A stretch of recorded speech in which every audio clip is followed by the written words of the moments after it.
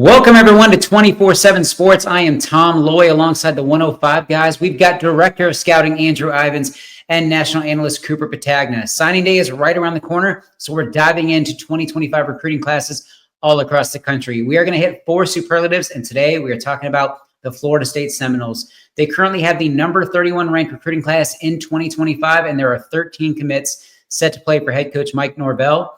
Andrew, we will start with you. Early draft pick potential, somebody with elite traits now who might hear their name called early in the next couple of years. Well, Tom, this is kind of a difficult class to work with. Mike Norvell making coordinator changes. I think there's going to be a lot of moving pieces. So I'm sticking with a theme here, right? Guys that I think are going to stick with Florida State. You might know a little bit better than me.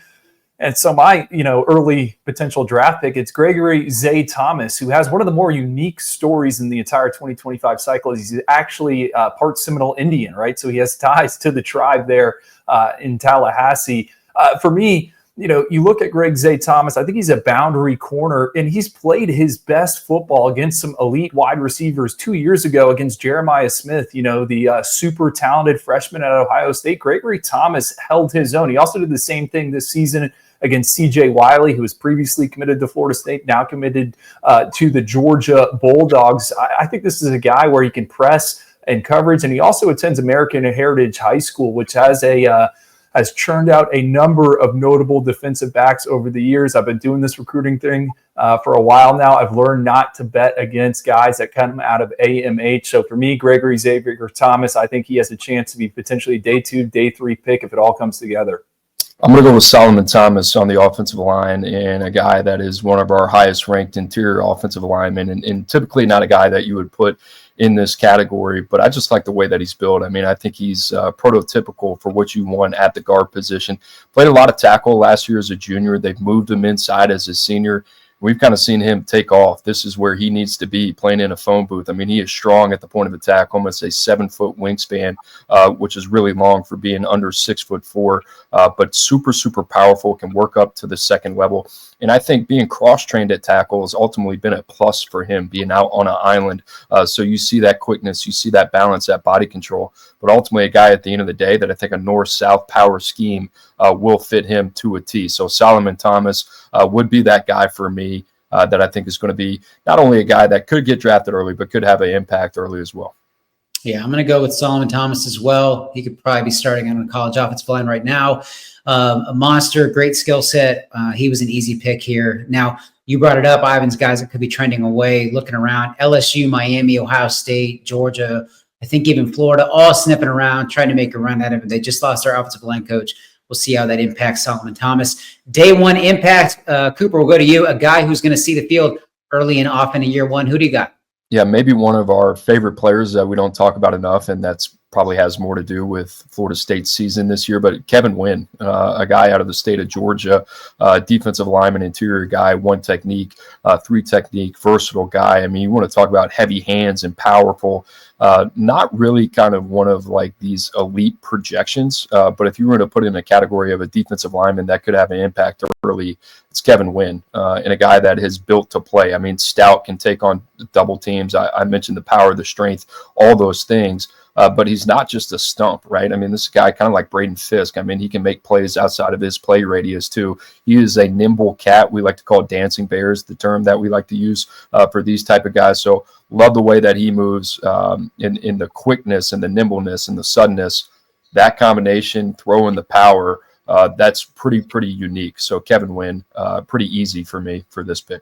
Hey, heavy Chevy. I'll give you another term you could use there for Kevin Wynn. I would have put him here, but again, trying to pick guys that I think are actually going to sign with Florida State. So I'm going to go with running back Byron Lewis, our number 23 ranked ball carrier right now, just outside the top 247. Yeah, he might not be a 4-star, but I think for Florida State, we know that Mike Norvell usually has a committee of running backs, and Byron Lewis, he's a downhill runner. I think he's a guy that could tandem with Cam Davis, the former top 247 running back who's expected to stick around there in Tallahassee and has played as a true freshman. What I think really stands out about Byron Lewis in his senior season is that 3-down capability. He's caught over a dozen passes for over 200 yards out of the backfield.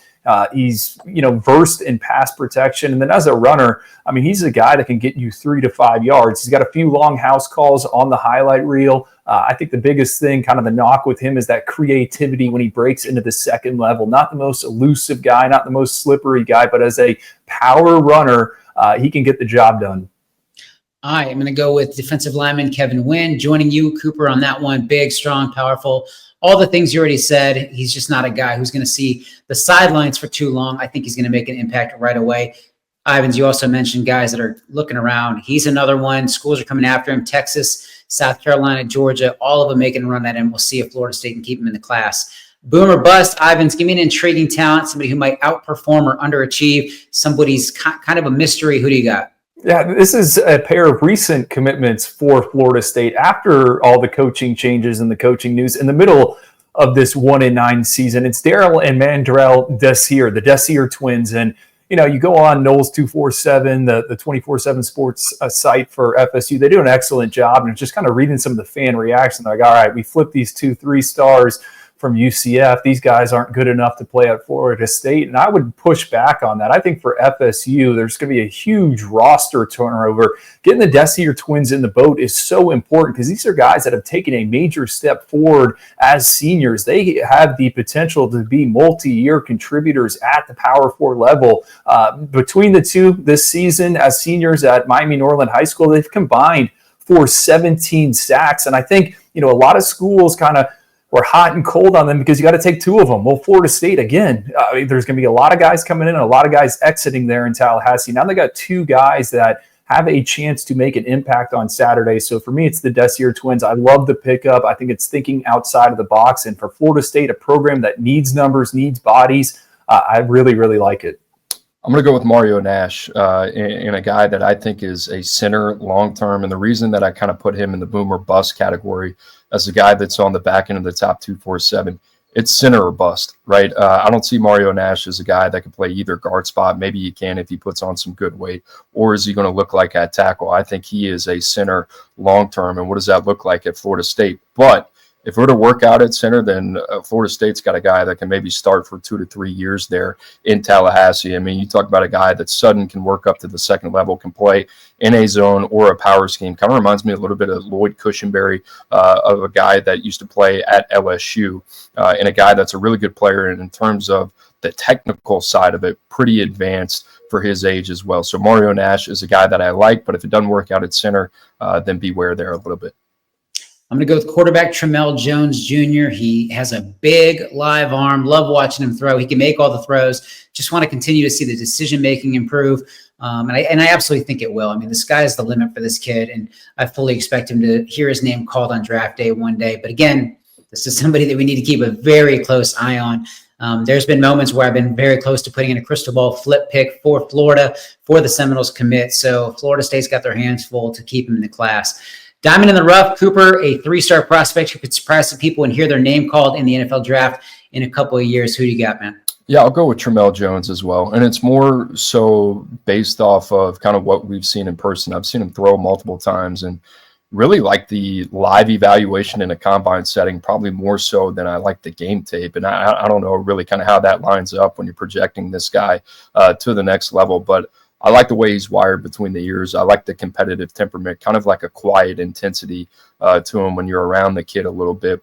And then when you watch the tape, as you said, some decision-making needs to clean up. I think the TD to INT ratio at times as a junior was a little bit concerning. But in terms of the guy just being a ball player, in terms of the feel, the command, the poise of the position, I think Tramel Jones is a guy that can be a serviceable or better than serviceable player at the next level. We'll kind of see how that quarterback room shakes out. I mean, a lot of question marks going into next year, and hopefully Tramel Jones is not put in a position where he's got to play early and can actually develop. Again, I'm picking a guy that I think is actually going to sign with Florida State. So I'm going to go with safety Max Redmond. He's outside the top 100 in the Sunshine State, but this is a kid that Mike Norvell scouted at a camp, evaluated at a camp, and they kind of zeroed in on him very early in the process. Two-way athlete out of West Palm Beach, you know, more of a hybrid type of defender. Okay, is he a linebacker? Is he a safety? I think he's a guy you get in the box, and he does offer some versatility as he can drop into coverage, as he can cover tight ends coming out and running at him. Really like what he has put on tape here as a senior. I think he's a guy that can contribute on special teams. And I think the biggest thing, he's a program type of individual. And you talk about Mike Norvell, Florida State, they got to get that locker room right. So to me, Max Redmond, he's not going to be at the top of the commit list, but I think it's an important addition for Florida State as they look to turn things around. I'm going to go with a guy who Florida State is also struggling to keep in the class. I've mentioned it a couple times. We got tight end Chase Lofton. He does like the Seminoles a lot, so we'll see what happens. There is a possibility he sticks, but that said, he's got the traits to be a really good college player. I like him from a size and skill standpoint, but and I can see him having a really nice career. But again, Florida State's got to keep him in the class. Nebraska's coming after him really hard. That wraps it up, though. As I said before, we're going to hit a bunch of schools leading up to December's early signing period. But for Andrew Ivins and Cooper Patagna, I am Tom Loy. As always, stay locked to 247sports.com.